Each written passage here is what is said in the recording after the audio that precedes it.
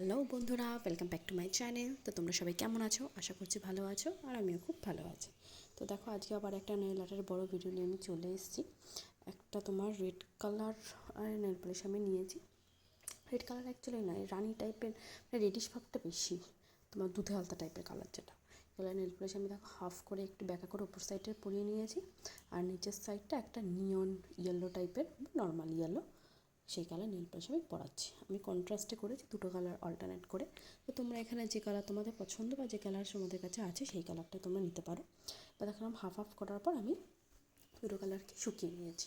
শুকানোর পর দেখো ডটের টুলসে আমি ব্ল্যাক কালারের নেল পলিশ নিয়ে 5টা ডট দিয়ে একদম মিডিল বরাবর, দুটো কালার যেখানে মিশেছে ওই মিডিল বরাবর ব্ল্যাক কালার দিয়ে 5টা ডট দিয়ে দেখো একটা ফুল টাইপের করে নিয়েছি, আর পুরো ফুলটাই আমি ভরাট করে নিয়েছি। তোমরা এখানে দেশলি কাঠি দিয়ে করো, বেশি ভালো হবে। আমি একটু মানে ডটের টুলস আমি করেছি, কিন্তু ফুলটা একটু টেরে পেকে গেছে। আমার মনে হয় দেশলি কাঠি দিয়ে করলে বেশি ভালো হতো। তো যাই হোক, নেক্সট টাইম ট্রাই করলে আমি এবার দেশলি কাঠি দিয়ে ট্রাই করবো। তো দেখো ডটের টুলসে করেছি।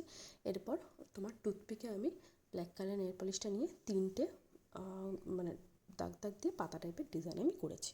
তো তোমরা টুথপিক দিয়ে করো, ডিজাইনটা বেশি ভালো হবে। সেপ্টেম্বর দিয়ে করলে একটু সরু টাইপের হয়, বাট টুথপিক দিয়ে পাতার ডিজাইনটা বেশ সুন্দর আসে।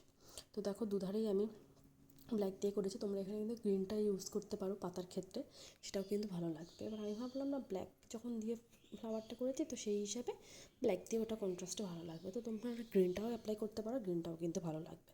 আর দেখো ফুলের মাঝখানে একটা হোয়াইট কালার ডট দিয়ে দিয়েছি, যাতে ফুলটা আরও ভালোভাবে ফুটে ওঠে। কেমন লাগলো জানিও, ভালো লাগলে লাইক করে দিও। এখন টাটা।